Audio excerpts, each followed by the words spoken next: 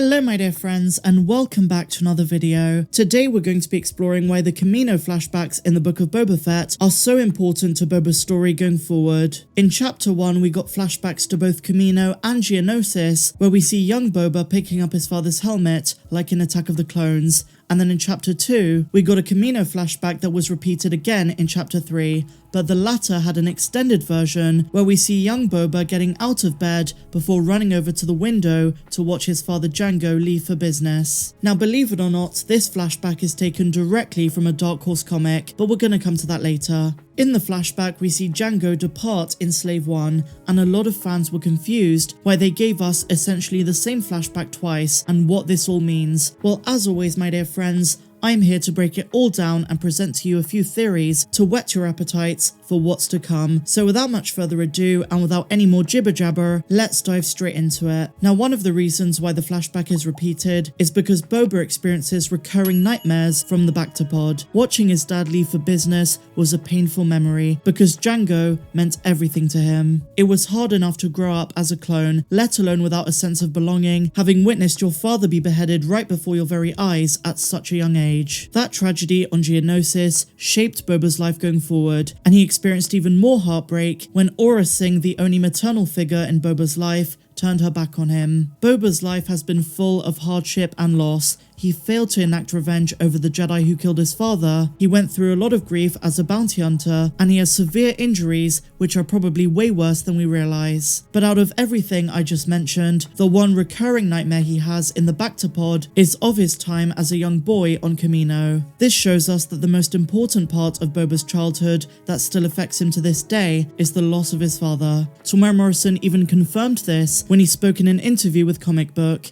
He stated that Boba is still angry. He's lived through a lot, but there is, quote, a simmering violence towards certain individuals, and as an example, he name drops Mace Windu. And herein lies the main point of the video. The reason these flashbacks are so important is that they are building up to something. Daniel Logan teased this on Instagram, and I reckon there is a big surprise on the way, and it's going to be the payoff for all of these flashbacks. We might see Jango himself in a flashback, which would be easy to do with Temuera Morrison, or we could get Mace Windu in some shape or form. This could be in a flashback, or maybe, and this is just wild speculation, at the end of the season or next season, the nightmares get too much for Boba and he seeks out to find Mace Windu. Boba Fett never found out about Mace Windu's supposed death in episode 3, and perhaps in his search, he finds out about an old Jedi Master hiding out in the Outer Rim. I'm all in on the Mace Lives train, and if there were ever a time to confirm that Mace Windu survived his fall in episode 3,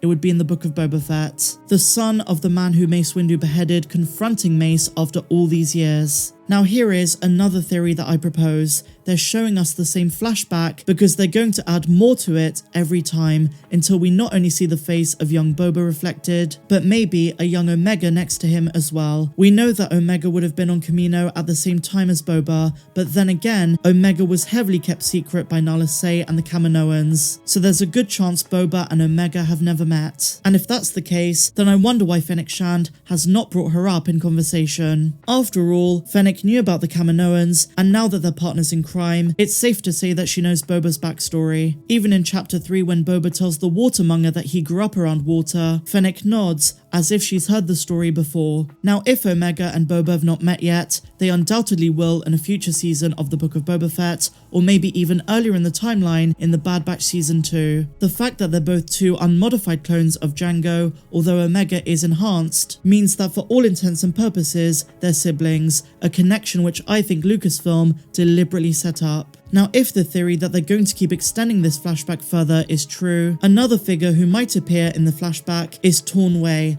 an aunt figure from Boba's past who died in the Bad Batch season 1. We know from the comics that she looked after Boba as a babysitter every time Jango was away on business. And this brings me to the most crucial part of this flashback, Jango leaving without Boba. Growing up, Jango took Boba with him on most missions. Not all of them, but most. He wanted to show Boba the ins and outs of bounty hunting and the kind of things he has to deal with on a daily basis. But in this flashback, Jango leaves Boba behind, which might mean that this mission was private and something Jango did not want Boba to see. And that's when I dug up my copy of the Zam Wesell Dark Horse comic from 2002, only to find out that this flashback, or one very similar to it, is taken directly from that comic book. In the comic, which takes place a few years after the Phantom Menace but before Attack of the Clones, Zam Wesell, the shape-shifting Claudite, visits Jango. They both have to go on a dangerous mission. Boba Fett really does not want his dad to go, and we see Boba watch his dad leave, pressed up against the apartment window, and Taun We is standing behind him. The image this evokes is exactly the same as the flashback.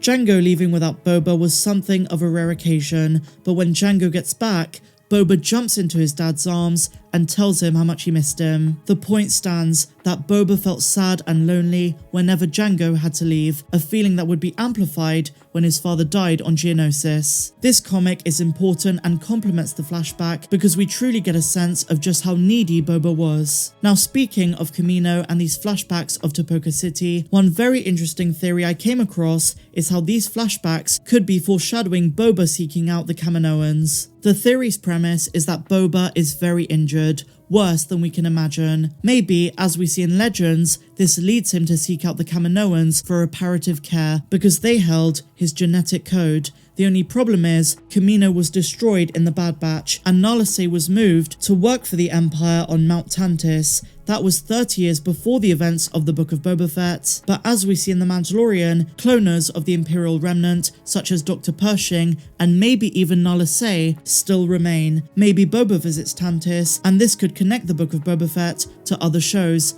and of course, to Thrawn himself. It is a long shot theory, probably won't happen, but I love the premise of how daring it would be if it does. But going back to the original point, the main significance of the Kamino flashbacks are the loss of his father and what Jango still means to him. And as I say, it's building up to a Jango flashback, or if we're lucky, Boba seeking vengeance over Mace Windu. Now, I know we went through a lot of theories in this video, guys. The main takeaway which Daniel Logan, Temuera Morrison and Ming-Na Wen have teased is that there is a payoff coming, and we should not ignore these flashbacks. But let me know your thoughts of all of these theories in the comments down below. What do you think they're leading up to? I would love to hear all of your thoughts. As always, my dear Megalorians, if you enjoyed this video, please be sure to give me a big fat thumbs up, subscribe if you're brand new, and a massive welcome if you are, and also be sure to check out my Patreon. The link is down there in the description. We have over 100 videos not found here on YouTube. I promise you will not regret it. Just 4 days until the Book of Boba Fett Chapter 4.